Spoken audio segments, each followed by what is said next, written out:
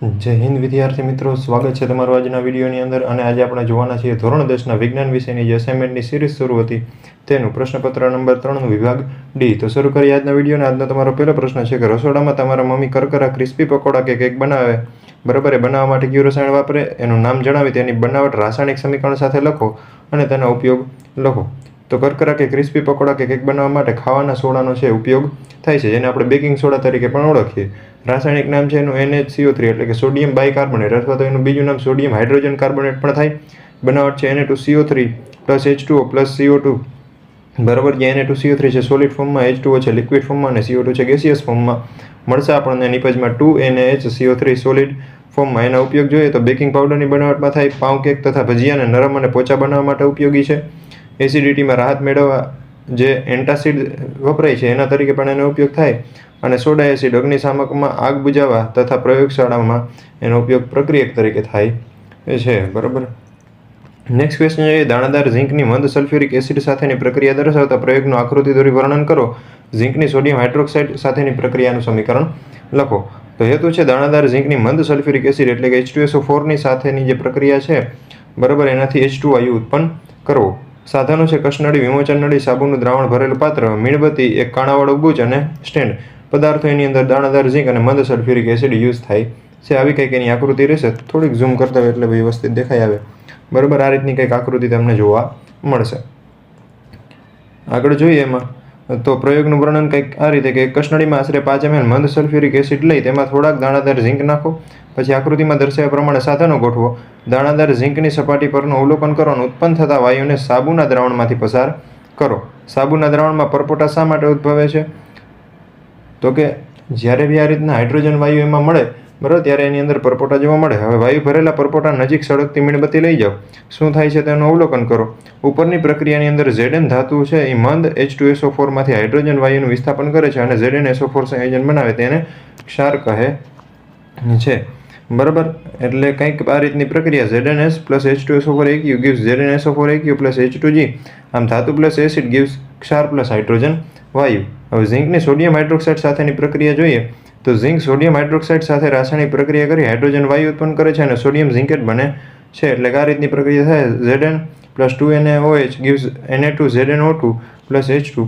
જે ઝીંક છે સોલિડ ફોર્મમાં NaOH aqueous એટલે કે જલીય દ્રાવણના સ્વરૂપમાં, જ્યારે સોડિયમ ઝીંકેટ પણ જલીય દ્રાવણના સ્વરૂપમાં મળશે અને હાઇડ્રોજન વાયુ છે ગેસિયસ ફોર્મમાં, બરાબર. આ રીતનું જ્યારે અહીંયા પ્રશ્ન આવે છે સાબુના દ્રાવણમાં પરપોટા શા માટે ઉદ્ભવે? કારણ કે તેની અંદર હાઇડ્રોજન વાયુ હોય છે, બરાબર. ઉપરની જે નળી હતી આમાંથી જ્યારે આ સાબુના દ્રાવણની અંદર પહોંચે એ વાયુ અહીંયા બહાર નીકળે ત્યારે આપણને પરપોટા જોવા મળશે, બરાબર છે. આગળ આપણે વધીએ. વાયુથી ભરેલા પરપોટા નજીક સળગતી મીણબત્તી લઈ જાઓ. શું થાય છે એનું અવલોકન કરો. તો અહીંયા લખવું પડે કે હાઇડ્રોજન વાયુ ઉત્પન્ન થાય છે. હાઇડ્રોજન વાયુ ઉત્પન્ન થાય છે એના હિસાબે જે મીણબત્તી છે સળગતી, બરાબર, એની પાસે આવી એક રચના જોવા મળશે. ધડાકા સાથે હાઇડ્રોજન વાયુના દહનની પોપ સાઉન્ડ આવશે. ધડાકા મીન્સ કાંઈ કોઈ મોટો ધડાકો નથી થતો, પણ એક નાનકડું એવું પોપ સાઉન્ડ.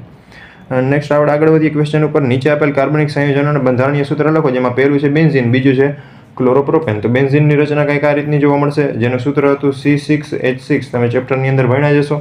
અને ક્લોરોપ્રોપેન, બરાબર, 3 કાર્બન એટલે પ્રોપેન થાય, ક્લોરો એટલે પાછળ Cl એટલે કે ક્લોરીન જોઈન્ટ થયેલું હશે. રેડી. બાકી બધી જ્યાં એની બાકીની સંયોજકતાઓ છે ત્યાં હાઇડ્રોજન જોડવાના રહીએ. એટલે આ રીતનું કંઈક બંધારણ તમારું થશે. નેક્સ્ટ ક્વેશ્ચન જોઈએ. એમાં જ, બરાબર, આ એક મેઇન ક્વેશ્ચન 49 નંબરનો, એનો જ આ એ હતો. હવે જોઈએ B. યોગશીલ પ્રક્રિયા એટલે શું? ઉદાહરણ આપી સમજાવો. તો કે જે રાસાયણિક પ્રક્રિયા દરમિયાન કાર્બનિક સંયોજનમાં બીજા અણુ ઉમેરવાથી નવું કાર્બનિક સંયોજન બને તો તે પ્રક્રિયાને યોગશીલ પ્રક્રિયા કહે છે. અસંતૃપ્ત હાઇડ્રોકાર્બનમાં પેલેડિયમ અથવા તો નિકલ જેવા ઉદ્દીપકની હાજરીમાં હાઇડ્રોજન ઉમેરાય અને સંતૃપ્ત હાઇડ્રોકાર્બન બને છે. એટલે કે આવી કંઈક પ્રક્રિયા તમે જોઈ શકશો, બરાબર. અસંતૃપ્ત હાઇડ્રોકાર્બન આલ્કેન છે નિકલ ઉદ્દીપકની હાજરીમાં પ્લસ H2 છે. આ રીતનું તમને સંતૃપ્ત હાઇડ્રોકાર્બન આલ્કેન મળી જાય. અને અસંતૃપ્ત હાઇડ્રોકાર્બન હોય આલ્કાઇન, બરાબર, તો એ નિકલ ઉદ્દીપકની હાજરીમાં પ્લસ 2H2 સાથે પ્રક્રિયા થઈ અને મળશે સંતૃપ્ત હાઇડ્રોકાર્બન આલ્કેન, બરાબર. આપણે આગળ વધીએ. તો આ પ્રક્રિયાનો ઉપયોગ સામાન્ય રીતે વનસ્પતિ તેલના હાઇડ્રોજનેશનમાં થાય છે. વનસ્પતિ તેલ લાંબી અસંતૃપ્ત કાર્બન શૃંખલા ધરાવે, જ્યારે પ્રાણી ચરબી સંતૃપ્ત કાર્બન શૃંખલા ધરાવે છે. તેથી વનસ્પતિ તેલ સ્વાસ્થ્યવર્ધક હોય છે. સામાન્ય રીતે પ્રાણી ચરબીમાં સંતૃપ્ત ફેટી એસિડ હોય છે, જે સ્વાસ્થ્ય માટે નુકસાનકારક છે. ખોરાક રાંધવા માટે અસંતૃપ્ત ફેટી એસિડ ધરાવતા તેલ છે એ પસંદ કરવા જોઈએ. આગળ વધીએ, મનુષ્યના પાચન તંત્રની નામનિર્દેશવાળી આકૃતિ દોરી નાના આંતરડામાં પાચન પ્રક્રિયા છે વર્ણવાની છે. એટલે આ રીતની તમને કંઈક આકૃતિ જોવા મળે છે. બરાબર, આ આકૃતિ જ્યારે ક્વેશ્ચન આપણું પૂછાય છે એક્ઝામની અંદર ત્યારે આ આકૃતિ દોરવાની થાય. હવે જોઈએ નાના આંતરડામાં પાચનની વાત છે તો નાના આંતરડું છે એ પાચન માર્ગનું સૌથી લાંબામાં લાંબુ અને ખૂબ જ ગૂંચળામય અંગ છે. તે કાર્બોદિત, પ્રોટીન અને ચરબીના પૂર્ણ પાચન માટેનું છે એ અંગ છે. જઠરમાંથી એસિડિક ખોરાક નાના આંતરડામાં પ્રવેશે છે. નાનું આંતરડું યકૃતમાંથી પિત્તરસ અને સ્વાદુપિંડમાંથી સ્વાદુરસ મેળવે. આ પિત્તરસનું કાર્ય શું? તો કે જઠરમાંથી આવતા એસિડિક ખોરાકને પિત્ત આલ્કલીય બનાવે છે. તેથી સ્વાદુરસના ઉત્સેચકો કાર્ય કરી શકે. પિત્ત ક્ષારો ચરબીના મોટા ગોલકોને વિખંડિત કરી નાના ગોલકોમાં રૂપાંતરિત કરે છે. તેને તૈલોદીકરણ કહે છે. આ ક્રિયાથી ઉત્સેચકોની ક્રિયાશીલતામાં વધારો થાય. બીજું સ્વાદુરસનું કાર્ય તો કે સ્વાદુપિંડ સ્વાદુરસનો સ્ત્રાવ કરે. સ્વાદુરસમાં પ્રોટીનના પાચન માટે ટ્રિપ્સિન, કાર્બોદિતના પાચન માટે સ્વાદુરસનો એમાઇલેઝ અને તૈલોદીકૃત ચરબીના પાચન માટે લાઇપેઝ ઉત્સેચકો હોય છે. નેક્સ્ટ છે આંત્રરસનું કાર્ય તો કે નાના આંતરડાની દિવાલમાં આવેલી આંતરીય ગ્રંથિઓ આંત્રરસનો સ્ત્રાવ કરે. આંત્રરસમાં આવેલા ઉત્સેચકો પ્રોટીનનું એમિનો એસિડમાં, જટિલ કાર્બોદિતનું ગ્લુકોઝમાં અને ચરબીનું ફેટી એસિડ અને ગ્લિસરોલમાં રૂપાંતર અથવા તો પાચન કરે છે. આગળ જોઈએ 51મો પ્રશ્ન. એમાં પહેલો છે સ્વયંપોષી પોષણ માટે જરૂરી પરિસ્થિતિ કઈ છે અને એની નિપજો કઈ છે? તો સ્વયંપોષી પોષણ માટે જરૂરી પરિસ્થિતિ છે ક્લોરોફિલની હાજરી, પ્રકાશ શક્તિનું શોષણ, બરાબર. ત્રીજું છે પાણીના અણુનું વિઘટન અને ચોથું છે કાર્બન ડાયોક્સાઇડનું કાર્બોદિતમાં રિડક્શન. નિપજ શું મળે તો કે ગ્લુકોઝ, કાર્બોદિત અને ઓક્સિજન. હવે જઠરરસમાં આવેલ શ્લેષ્મ અને પેપ્સિનનું કાર્ય શું છે એવો બીજો પ્રશ્ન છે. તો પહેલાં જોઈએ શ્લેષ્મનું કાર્ય તો કે શ્લેષ્મ જઠરની અંદરની દિવાલને રક્ષણ આપવાનું મુખ્ય કાર્ય કરે. જઠરરસમાં રહેલો હાઇડ્રોક્લોરિક એસિડ અત્યંત એસિડિક હોય જે જઠરની દિવાલને બાળી શકે અથવા નુકસાન પહોંચાડી શકે છે. શ્લેષ્મ જઠરના આંતરિક અસ્તર પર એક જાડું પડ બનાવે જે આ તીવ્ર એસિડ અને પાચક ઉત્સેચકની હાનિકારક અસરો સામે રક્ષણ પૂરું પાડે છે. હવે પેપ્સિનનું કાર્ય શું તો કે પેપ્સિન એક શક્તિશાળી પ્રોટીન પાચક ઉત્સેચક. પેપ્સિન એ ખોરાકમાં રહેલા પ્રોટીનનું પાચન શરૂ કરે છે. તે પ્રોટીનના મોટા અણુઓને તોડી નાના પેપ્ટાઇડ્સમાં રૂપાંતરિત કરે છે જે આંતરડામાં આગળના પાચન માટે સરળ બને છે. નેક્સ્ટ ક્વેશ્ચન જોઈએ પ્રકાશનું વિભાજન એટલે શું? પ્રિઝમ વડે પ્રકાશના વિભાજનની ઘટના આકૃતિ દોરી વર્ણવો. તો પહેલાં તો પ્રકાશનું વિભાજન કોને કહેવાય તો કે સફેદ પ્રકાશનું 7 ઘટક રંગોમાં વિભાજન થવાની આ ઘટનાને પ્રકાશનું વિભાજન કહે છે. આ રીતની કંઈક આકૃતિ આવશે આપણી પ્રિઝમ. આ સાઈડથી શ્વેત પ્રકાશ આવે 7 રંગની અંદર એનું વિભાજન થાય. હવે સૂર્યના શ્વેત પ્રકાશના કિરણને પ્રિઝમની એક બાજુ પર પડવા દેવામાં આવે છે ત્યારે તે પ્રિઝમમાંથી પસાર થઈ પ્રિઝમની બીજી બાજુમાંથી બહાર નીકળે છે. આ વખતે તે 7 રંગોમાં વિભાજિત થાય. આથી આપણે તેને પડદા પર ઝીલતા 7 રંગનો પટ્ટો જોવા મળે. પડદા પર રંગોનો ક્રમ નીચેથી જોતા કંઈક જાંબલી, નીલો, વાદળી, લીલો, પીળો, નારંગી અને રાતો જોવા મળે છે અને શ્વેત પ્રકાશનું વિભાજન કહે છે. આગળ જોઈએ તો આ પ્રકાશનું વિભાજન થવાનું કારણ શું તો કે કંઈક નીચે મુજબ કે શ્વેત પ્રકાશ 7 રંગનો બનેલો છે. શ્વેત પ્રકાશના જુદા જુદા રંગોની તરંગ લંબાઈ પણ જુદી જુદી છે. તે હવામાં અને શૂન્યાવકાશમાં સમાન ઝડપથી ગતિ કરે છે પરંતુ કાચના પ્રિઝમમાં જુદી જુદી ઝડપે ગતિ કરે છે.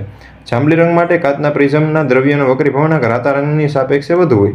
આથી જાંબલી રંગનો જે પ્રકાશ છે એ સૌથી વધુ વાંકો વળે અને રાતો પ્રકાશ સૌથી ઓછો વાંકો વળે છે. જાંબલી રંગના પ્રકાશનું વિચલન સૌથી વધારે અને રાતા રંગના પ્રકાશનું વિચલન સૌથી ઓછું થાય. આથી પડદા પર જાંબલી રંગનો પટ્ટો સૌથી નીચે અને રાતા રંગનો પટ્ટો સૌથી ઉપર હોય છે.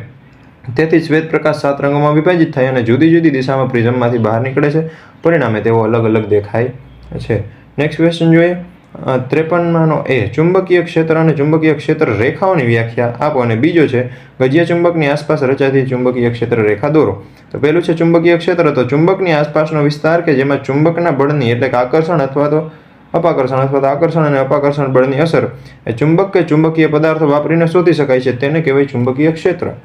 ક્ષેત્ર રેખા કેને કહેવાય તો કે ગજ્ય ચુંબકના ચુંબકીય ક્ષેત્રમાં પ્રવર્તતા બળના કારણે લોખંડના ભૂકઈ જે આપણે રાખી હોય એ જે રેખાઓની દિશામાં ગોઠવાય તે રેખાઓને ચુંબકીય ક્ષેત્ર રેખા કહે છે. અને અહીંયા તમને એની આકૃતિ પણ આપી છે. નેક્સ્ટ ક્વેશ્ચન ઉપર જઈએ 54નો એ ઓઝોન કેવી રીતે નિર્માણ પામે અને ઓઝોન સ્તરની અગત્ય જણાવો. તો કે ઓઝોન સ્તર વાતાવરણના ઉપલા સ્તર એટલે કે સ્ટ્રેટોસ્ફિયરમાં આવેલું છે. ઓઝોન જેને O3 પણ કહેવાય છે એનો અણુ ઓક્સિજનના 3 પરમાણુથી બને છે. ઓક્સિજન O2ના અણુ પર પારજાંબલી યુવી વિકિરણોની અસરથી ઓઝોન બને. ઊંચી ઉર્જાવાળા પારજાંબલી વિકિરણો ઓક્સિજન એટલે કે O2નું વિઘટન કરી સ્વતંત્ર ઓક્સિજન O પરમાણુ બનાવે છે અને ઓક્સિજનનો આ સ્વતંત્ર પરમાણુ ઓક્સિજનના અણુ સાથે સંયોજાય અને ઓઝોનનો અણુ બનાવે છે. એટલે કે ઓક્સિજન ઉપર વિકિરણોની જ્યારે અસર થાય બરાબર જે પ્રકાશ વિભંજન પણ કહેવાય ત્યારે ઓક્સિજન 2 સ્વતંત્ર અણુમાં વહેંચાઈ જાય. હવે એમાંથી એક સ્વતંત્ર અણુ છે એ બીજા ઓક્સિજન અણુ સાથે પ્રક્રિયા કરી અને O3 એટલે કે ઓઝોન બનાવે છે. ઓઝોન સ્તરની અગત્ય આપણે જોઈએ તો સૂર્યમાંથી આવતા પારજાંબલી વિકિરણો સામે ઓઝોન સ્તર પૃથ્વીને ફરતે રક્ષણાત્મક આવરણ બનાવે. ઓઝોન સ્તર સજીવો માટે હાનિકારક ટૂંકી લંબાઈ ધરાવતા પારજાંબલી વિકિરણોનું શોષણ કરે છે. આમ પૃથ્વી પરના સજીવોનું એ રક્ષણ કરે છે. અને એનો બી છે નીચે આપેલ પદાર્થોને જૈવ વિઘટનીય અને જૈવ અવિઘટનીય પદાર્થોમાં વર્ગીકૃત કરો, જેની અંદર આપણી પાસે 4 વસ્તુ છે: વધેલો ખોરાક, લોખંડનો ભંગાર, પોલિથીન અને ફળો અને શાકભાજીની છાલ. તો જૈવ વિઘટનીય એટલે કે જેનું વિઘટન થઈ શકતું એવા પદાર્થની અંદર આવશે વધેલો ખોરાક અને ફળો અને શાકભાજીની છાલ. અને જૈવ અવિઘટનીયમાં આવશે લોખંડનો ભંગાર અને પોલિથીન. તો મિત્રો આપણો ત્રીજા પ્રશ્નપત્રનો વિભાગ ડી અહીંયા થાય છે પૂરો. જલ્દીથી એક નવા વિડીયો સાથે મળીશું. ત્યાં સુધી બધાને જય હિન્દ.